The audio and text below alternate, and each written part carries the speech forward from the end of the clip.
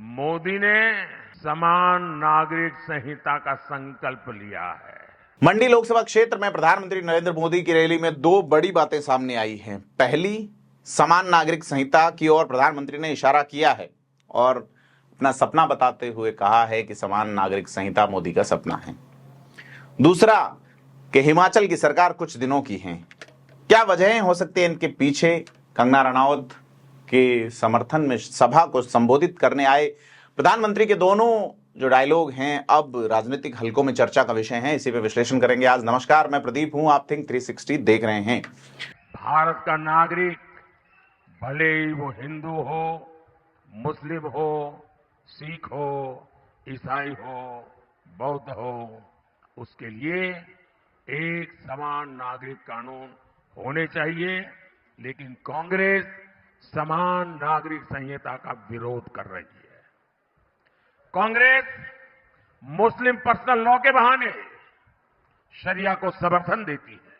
हिमाचल प्रदेश में कंगना रनौत चुनाव लड़ रही हैं। प्रधानमंत्री नरेंद्र मोदी का स्पीच हुआ है। 7वें चरण में वहां चुनाव है। 1 जून को वोटिंग होनी है। प्रधानमंत्री का जो संबोधन है वो चर्चा का विषय बना है कि प्रधानमंत्री नरेंद्र मोदी ने कहा है इस बार अगर मोदी 3.0 आती है तो उनके कहने को यह माना जा रहा है कि देश में समान नागरिक संहिता लागू होगी।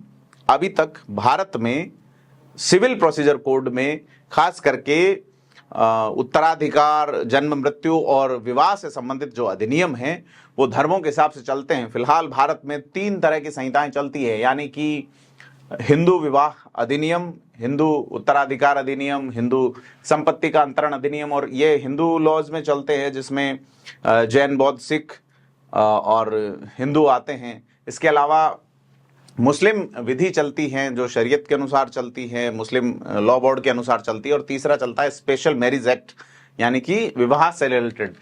तो अलग अलग धर्म के हिसाब से चीजें होने की बजाय नागरिकों के हिसाब से हो तो यह एक बड़ा निर्णय होगा। अगर, क्योंकि चर्चा चलती रही है क्या करेंगे मोदी 3.0 में, क्योंकि 2 चीजें आपको देखनी चाहिए। 2 दिन पहले देश के रक्षा मंत्री राजनाथ सिंह का एक इंटरव्यू मैं सुन रहा था जिसमें उन्होंने जब पूछा गया कि क्या पीओके भारत में मिलेगा या आप भारत में पीओके को मिलाएंगे, तो उन्होंने कहा पीओके के लोग, यानी कि पाक ऑप्टिमाइज्ड कश्मीर, पाक अधिकृत या पाक अनअधिकृत रूप से जहां अपना ये जड़ें जमा रहा है, उस इलाके के लोग भारत की बढ़ रही प्रभुता और भारत की शासन व्यवस्था से इतने प्रभावित हैं कि वो खुद ही भारत में आना चाह रहे हैं।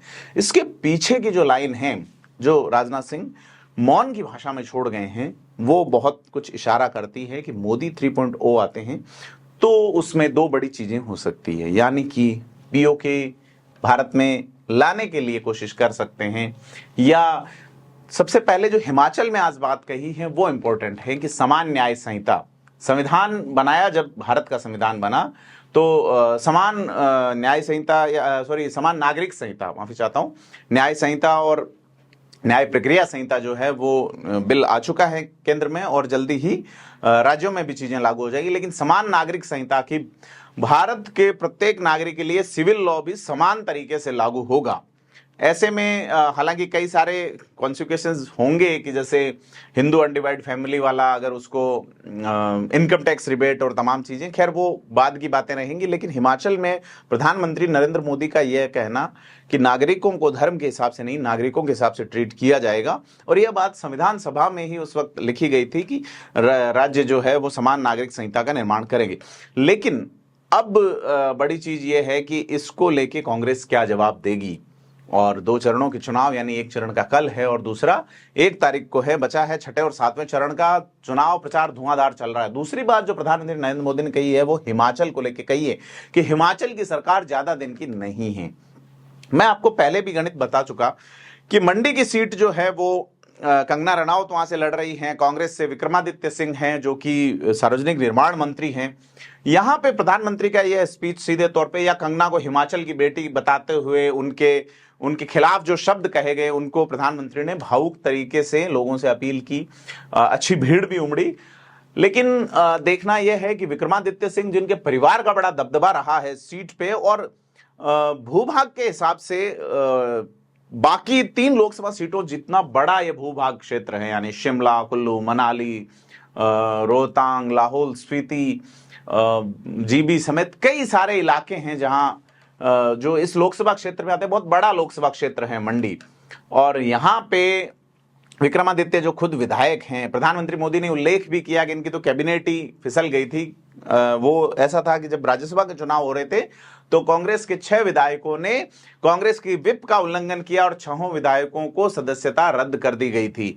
अब 68 विधानसभा सीटों वाली इस राज्य में 34 सीटें कांग्रेस के पास हैं, 25 भाजपा के पास है और 3 निर्दलीय, और 6 सीटें खाली हैं। भाजपा की नजर इन 6 सीटों पे अभी जो उपचुनाव हो रहे हैं, विधानसभा के उपचुनाव लोकसभा चुनाव के साथ ही हो रहे हैं, इनमें भाजपा अगर 6 सीट जीत जाती है तो भाजपा की 31 और कांग्रेस की 34 हो जाएगी, और निर्दलीयों को साधते हैं तो 34-34 की बराबर हो सकती है। और अगर यहां से मंडी से विक्रमादित्य चुनाव जीतते हैं, जिसकी संभावना बताई जा रही है, क्योंकि प्रतिभा सिंह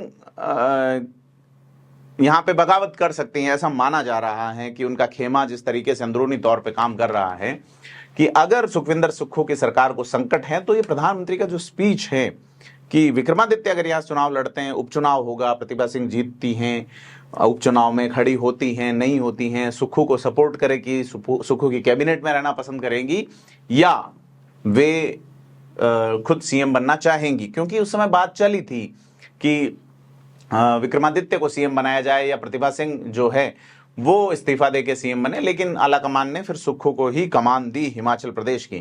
तो यह बहुत बड़ी चीज आज प्रधानमंत्री ने 2 बातें कही हैं, एक तो समान नागरिक संहिता, दूसरा हिमाचल की सरकार अस्थिर वाली। बहुत कुछ डिपेंड करेगा हिमाचल के चुनावों पे, खास करके मंडी सीट पे। आपको क्या लगता है हमें कमेंट बॉक्स में जरूर बताएं, और वीडियो को लाइक शेयर करें, चैनल को सब्सक्राइब करें। धन्यवाद।